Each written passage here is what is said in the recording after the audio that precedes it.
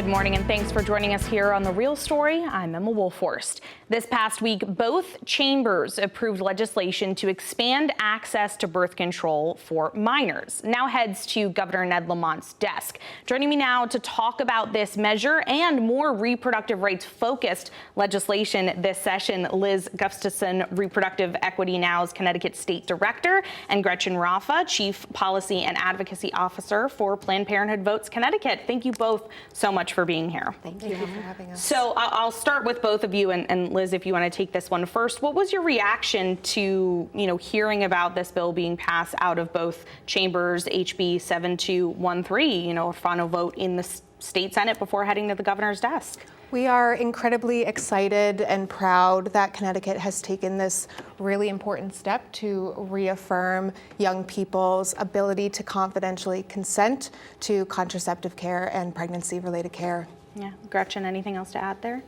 Yeah, in the wake of what's going on in the post-Dobbs environment, and also with the federal government and the threats to reproductive health care, from withholding Title X funding, from cutting off patients' access to reproductive health care by blocking them from the Medicaid program, this bill really reaffirms Connecticut's commitment to protecting young people's access to essential reproductive health care. We know that Connecticut has really always been at the forefront, and a lot of our state leaders, have pushed for more protections, over the past few years, especially for reproductive access. Liz, walk me through what exactly this legislation would do if the governor signs it.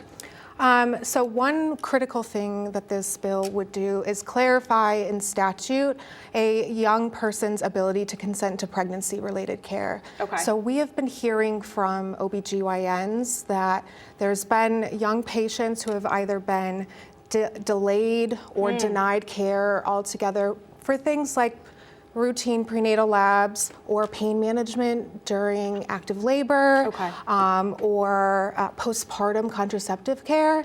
And so this makes it explicitly clear in law that they are able to consent to that essential care so they can have healthy and safe pregnancies. Gotcha. Gretchen, anything else, to add about what this bill would do? Because I know, a lot of what we were hearing as it was moving through both chambers was kind of expanding that birth control access, giving young people the ability to consent without parental notification, correct?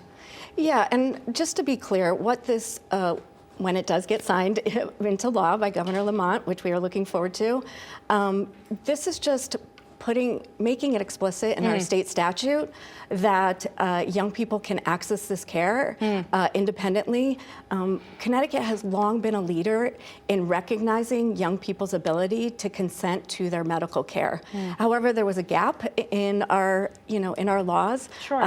Young people can already consent to HIV prevention testing and treatment, sexually transmitted infection testing and treatment, abortion care, and this bill is just simply putting into law what is common practice in the standard of care across Connecticut to ensure that no patient, no young person is facing barriers. You mentioned looking forward to the governor signing this. Are you hearing that he will sign this when it gets to his desk now? Well, Governor Lamont is a champion for reproductive health and rights, so again, we are looking forward to him signing into law a bill that passed both chambers with bipartisan support. Again, I think Connecticut has long been a leader in recognizing young people's ability to make decisions that are best for themselves and their health. Liz, Gretchen mentioned that bipartisan support. We've seen that for a few reproductive bills, to my knowledge, the past few legislative sessions, especially around birth control access, things like allowing pharmacists, to prescribe the medication, which was introduced by a Republican representative, and there was bipartisan support for this bill as well. What sort of message do you think that sends to residents? I think it sends a message that Connecticut has and will continue to be a leader and a beacon, not only Connecticut, but also the New England region as well, and a beacon for expanded access to the full spectrum of sexual and reproductive health care. So you both kind of touched on it a little bit already, but Gretchen, why is it so important to clarify this, to put this into law and to have a measure like this on the books here in Connecticut? Yeah, this is really important in an environment where providers have, are facing uncertainty about, what they can and can't do. There is confusion because of what's happening on the federal level. So we heard from other, healthcare advocates. We worked closely with the Center for Children's Advocacy, the Connecticut School-Based Health Center Association, people that are experts in providing care to young people, and this just provides clarity and ensures that providers are, protected, and the patients that need this care, young people, are protected. So again, this doesn't change anything. This is just what's happening in our state already, and we just wanted to make sure that our law is aligned with the current standard of care.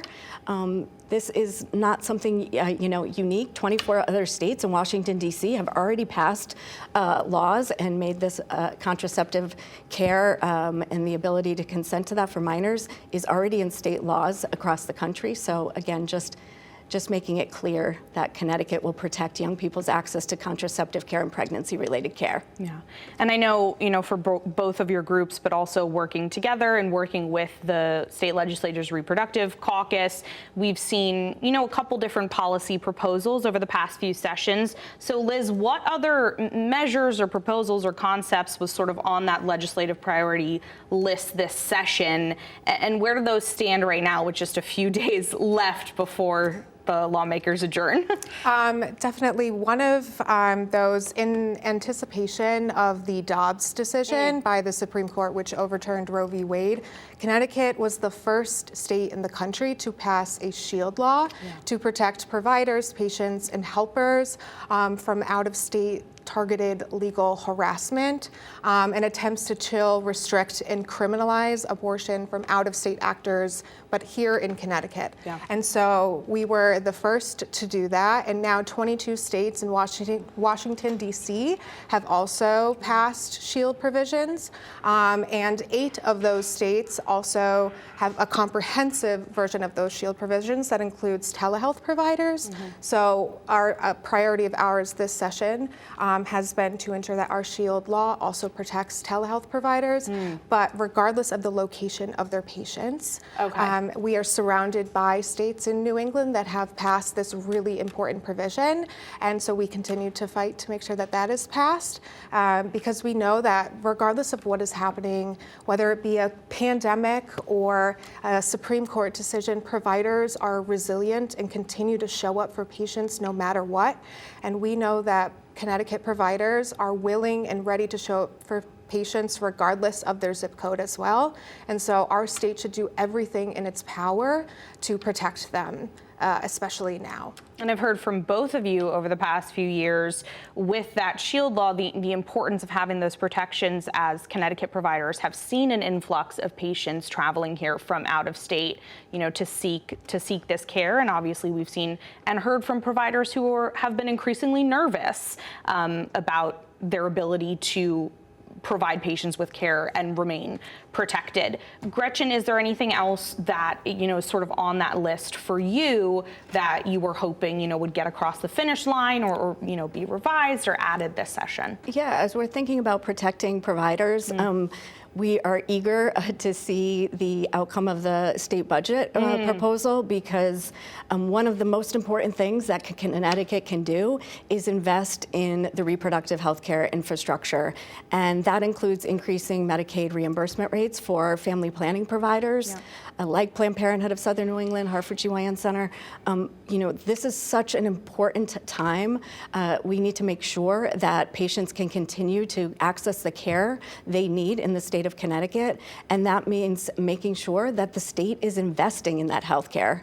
And in light of what's going on in Congress, it's more important than ever for the state to step in and invest in reproductive health care providers. And speaking of that, we know the state session is wrapping up, as we've been saying. Lawmakers are still trying to hammer out the state's next 2-year budget. And as you said, at the same time, we know the House Reconciliation Bill, which is now on its way to the Senate, which was passed, is moving through. It would cut billions of dollars from healthcare programs like Medicaid, and Planned Parenthood could see immediate effects from that. So, Gretchen, what could those impacts be if this tax package is passed by the Senate? And, how is Planned Yeah. Parenthood kind of preparing for that? Yeah. Well, let me be clear. Planned Parenthood is specifically being targeted by congressional Republicans by this defunding effort. What that looks like across the country is 1/3 of Planned Parenthood health centers may face closing because patients that have Medicaid will be cut off from accessing their Planned Parenthood healthcare provider because Planned Parenthood won't be able to bill for those services. We are looking at the reality of millions of people losing access to care potentially across the country, but that threat is also real for our region. When we're looking at the impact on Planned Parenthood of Southern New England in the state of Connecticut, 46% of patients that go to Planned Parenthood of Southern New England health centers have Husky Health as their insurance source.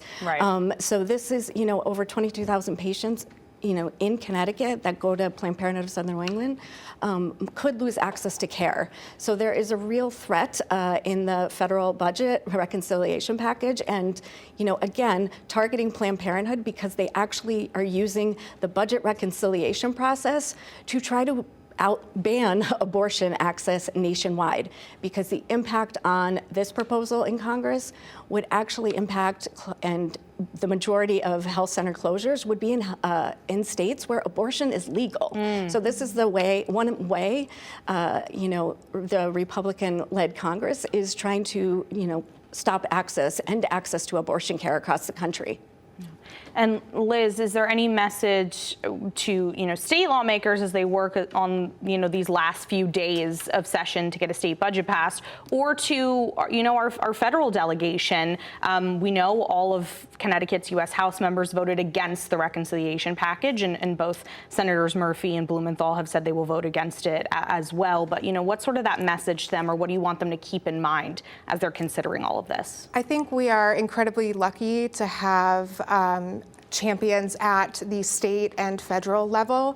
But the message is that everyone deserves access to the full spectrum of sexual and reproductive health care, free from political interference when they need it, and in their own communities. We shouldn't be politicizing healthcare decisions, and we are just asking from the local, state, and federal levels to ensure that we are fully showing up for access to care, no matter what. Well, Liz, Gretchen, thank you both so much for taking the time, sharing a little bit of insight. We'll be following this as it heads to the governor's desk and throughout the rest of our state session and what's happening federally as well. But thank you both so much for taking the time. We really appreciate it. Thank you so much. Well, we still have more to get to here, though, on The Real Story. A controversial measure is back this state session, and it just passed the Senate. We'll discuss the proposal to provide unemployment compensation to striking workers, with one of the state lawmakers leading that charge. Stay with us.